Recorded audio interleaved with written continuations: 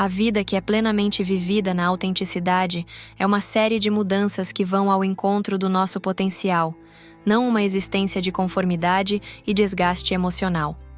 Carl Rogers. Esse é precisamente o risco que o homem moderno enfrenta. Ele pode despertar um dia e perceber que desperdiçou metade de sua vida. Carl Jung. A prática da psicoterapia. Carl Jung, renomado psiquiatra suíço, explorou as profundezas da psique humana e enfatizou a importância do autoconhecimento e da individuação. Por sua vez, Carl Rogers, psicólogo humanista, trouxe à tona a relevância da autoatualização e da autenticidade. Ele defendia que, para viver uma vida plena, é essencial que os indivíduos se conectem com suas experiências internas e busquem uma existência que reflita suas verdadeiras essências. Em suas obras, Jung e Rogers nos convidam a refletir sobre como podemos recuperar a autenticidade e, assim, evitar o desperdício de uma vida que poderia ser plena e significativa. Nos dias atuais, os medicamentos psicotrópicos tornaram-se uma das formas mais comuns de tratamento para transtornos de ansiedade e depressão. No entanto, esses medicamentos raramente promovem uma verdadeira cura, funcionando mais como muletas para pessoas que acabam se tornando reféns psicológicos desses fármacos ao longo da vida. Estudos contemporâneos mostram um aumento significativo na prevalência de transtornos de ansiedade e depressão, em parte devido ao estilo de vida moderno e à desconexão emocional, um fenômeno que Carl Jung alertou ao discutir a importância da individuação e a integração do eu. Felizmente, existem alternativas para tratar a ansiedade e a depressão. Neste vídeo, vamos recorrer a Carl Jung e Carl Rogers, dois dos psiquiatras mais notáveis da história, em busca de conselhos livres de medicação para enfrentar essas desordens psicológicas. A elite ainda se apega firmemente à ideia de que a ansiedade origina-se em alterações no cérebro. Infelizmente, muitos médicos comuns seguem cegamente esse dogma, em detrimento de seus pacientes, que nossa era produz em enxames. Quase todos esses pacientes foram convencidos pelo dogma médico de que sua doença é de natureza física. Carl Jung. A vida simbólica. Para Jung, a maioria dos casos de ansiedade e depressão não surge de um problema biológico no cérebro, mas de uma vida conduzida de forma equivocada. O primeiro passo no método de tratamento de Jung não era receitar medicamentos, mas oferecer uma dose de compreensão psicológica, uma percepção sobre o que esperar da vida e o que é necessário para promover mudanças.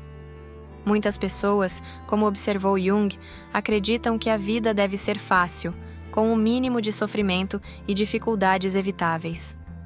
No entanto, ele era direto com seus pacientes, afirmando que a vida não é fácil e que conforto e paz não são nosso estado natural. Complementando essa visão, Carl Rogers enfatizava que, para viver plenamente, é crucial que os indivíduos se conectem com suas experiências internas, reconhecendo e lidando com suas feridas emocionais.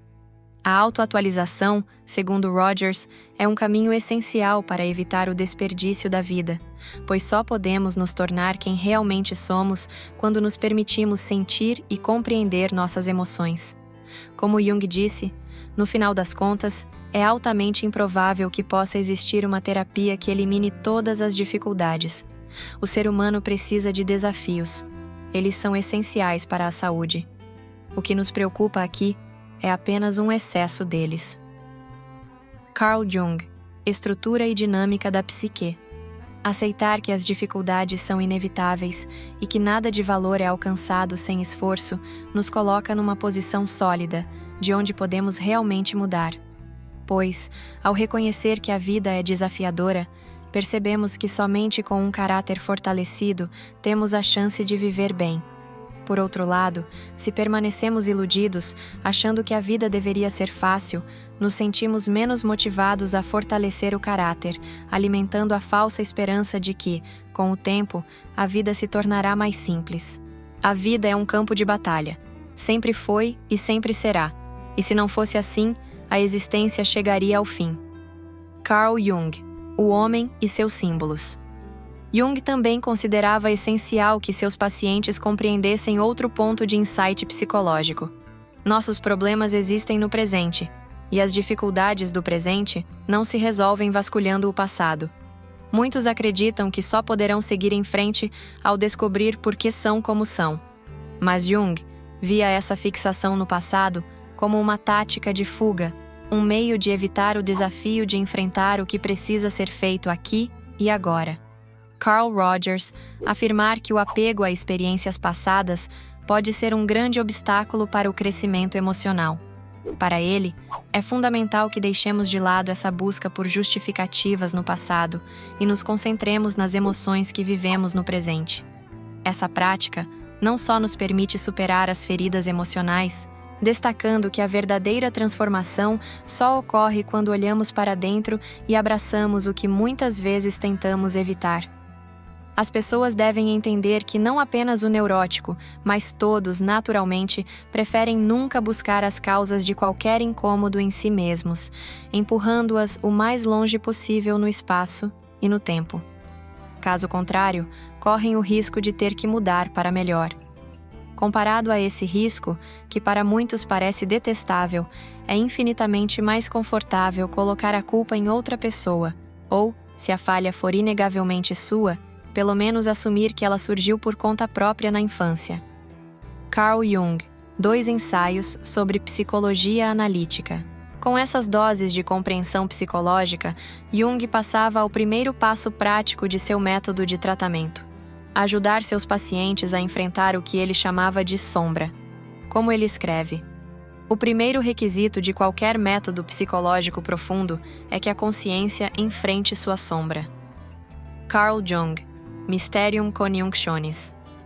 Da mesma forma, Carl Rogers entendia que a criação de um ambiente terapêutico seguro e acolhedor era fundamental para o processo de cura. Ele acreditava que, para que os indivíduos pudessem confrontar suas próprias sombras, era essencial que se sentissem aceitos incondicionalmente. Em suas palavras, ele afirmava que a aceitação incondicional é a base da mudança. Essa aceitação proporcionava um espaço onde os pacientes poderiam explorar suas emoções mais profundas, permitindo que se conectassem com sua verdadeira essência. Assim, tanto Jung quanto Rogers enfatizavam a importância de enfrentar as dificuldades emocionais, destacando que a verdadeira transformação só ocorre quando olhamos para dentro e abraçamos o que muitas vezes tentamos evitar. A sombra é o termo usado por Jung para os aspectos de nosso caráter, que negamos e empurramos para o inconsciente, motivados por vergonha, insegurança ou medo de reprovação, feridas emocionais guardadas e mal resolvidas. Em outras palavras, é o lado de nossa personalidade que queremos esconder tanto dos outros quanto de nós mesmos. Não há dúvida de que o ser humano, no geral, é menos bom do que imagina ou gostaria de ser. Todos carregam uma sombra, e quanto menos ela é integrada à vida consciente do indivíduo, mais negra e densa ela se torna. Carl Jung, Psicologia e Religião.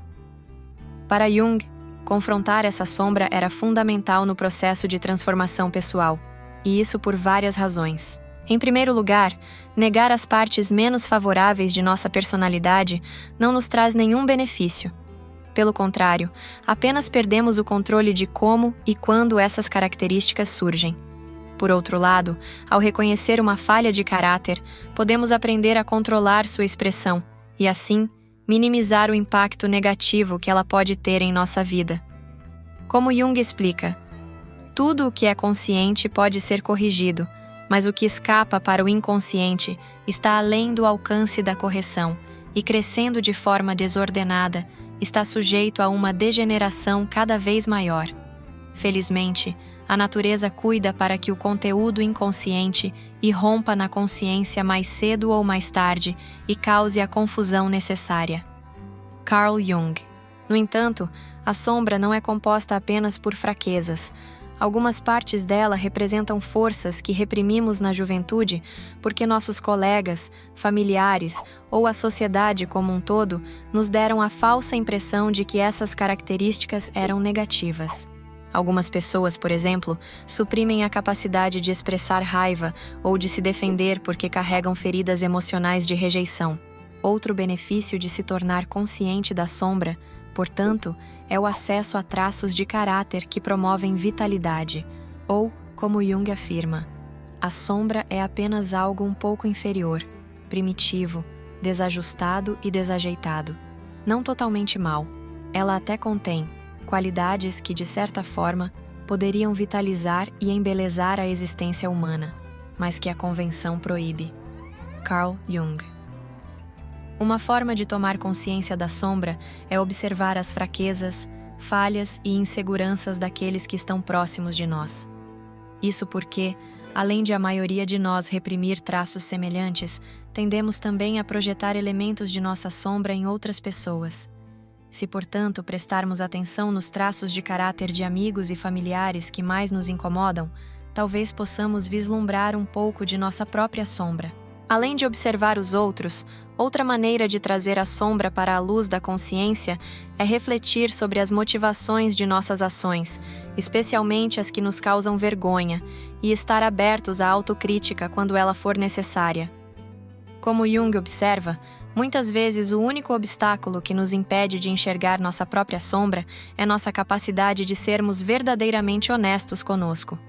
Com um pouco de autocrítica, podemos ver através da sombra. Carl Jung. Jung acreditava que, para alguém preso em uma depressão profunda ou consumido por ansiedade, a cura exigia descobrir seu papel como um dos atores no drama divino da vida. Carl Jung. Em sua obra, A Vida Simbólica, podemos trazer um exemplo para entender melhor o que Jung queria dizer em um encontro que ele teve com um chefe da tribo Pueblo na primeira metade do século XX. Jung explora um diálogo profundo sobre as tradições da tribo. Durante a conversa, o chefe observou: devemos ajudá-lo, o sol, todos os dias, a se erguer no horizonte e atravessar o céu. E não fazemos isso apenas por nós, fazemos pela América, fazemos pelo mundo todo. Essa visão do sol como um pai espiritual destaca a importância de um propósito maior na vida. Jung percebeu que, para muitos na sociedade moderna, essa declaração poderia parecer absurda e antiquada. No entanto, ele notou que os membros dessa tribo não sofriam como muitos de nós. Eles não eram acometidos por neuroses, transtornos de ansiedade ou depressão. Não dependiam de medicamentos diários, nem eram debilitados por vícios. Ao contrário, essa tribo era composta por indivíduos altamente funcionais, que se viam cumprindo um dever no drama divino da vida, cujas existências eram repletas de sentido e propósito. Eles se levantam de manhã com a sensação de uma grande e divina responsabilidade, não apenas por si mesmos, mas pelo mundo inteiro. A mudança em uma pessoa impacta a totalidade da humanidade. Carl Jung. Em contraste com o modo de vida dos dias atuais e de indivíduos conectados a um propósito, Jung relata em sua obra A Vida Simbólica um exemplo de uma mulher ocidental que conheceu.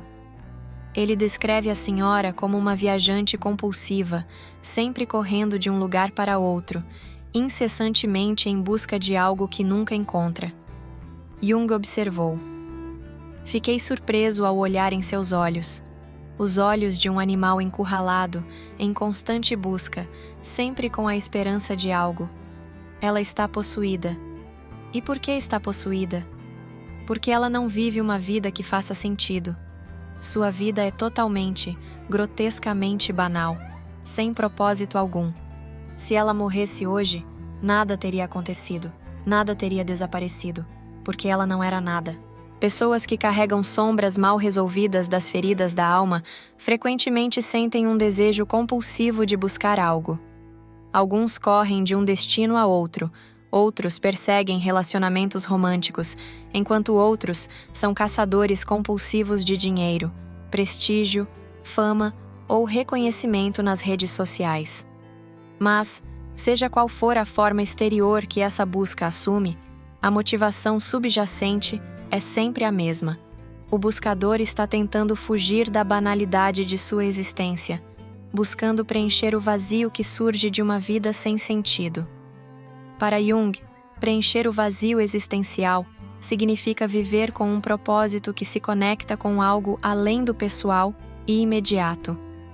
Ele acreditava que o sentido da vida surge quando nos sentimos parte de algo maior e essencial para a nossa própria história e para a humanidade. Essa conexão gera uma sensação de continuidade e importância, pois permite que a pessoa perceba seu papel como integrante de um contexto universal, oferecendo uma paz autêntica que nenhuma realização externa poderia proporcionar. Como Carl Rogers afirmou, a boa vida é um processo, não um estado de ser. É uma direção, não um destino. Uma das ideias mais importantes na obra de Rogers é a de que a pessoa é capaz de controlar seu próprio desenvolvimento e que isso ninguém pode fazer por ela. Jung não estava sugerindo que todos adotassem a mitologia dos Pueblo. Seu ponto era que muitas pessoas sofrem porque suas vidas não fazem sentido. E a tarefa para aqueles que querem se libertar da ansiedade ou depressão é justamente descobrir esse sentido. Em outras palavras, devemos encontrar uma maneira de justificar nossa existência, para que, como os Pueblo, possamos acreditar que nossa vida tem um propósito. Para alguns, isso pode ser realizado através da religião. Para outros, contribuindo de forma significativa para a promoção de valores como justiça, liberdade ou comunidade. Outros ainda encontram esse sentido por meio da criação artística. Mas, para nós, no mundo ocidental moderno, onde carecemos de uma mitologia dominante, cabe a cada um de nós, individualmente, descobrir como podemos desempenhar um papel significativo no drama divino da vida. Para os poucos que conseguem realizar essa tarefa, uma vida plena definirá seu futuro. Para a maioria que não a alcança, anos ou até décadas de sofrimento vazio e busca compulsiva serão o seu destino. Erros são, no final das contas, fundamentos da verdade. Se um homem não sabe o que uma coisa é, já é um avanço do conhecimento saber o que ela não é. Carl Jung.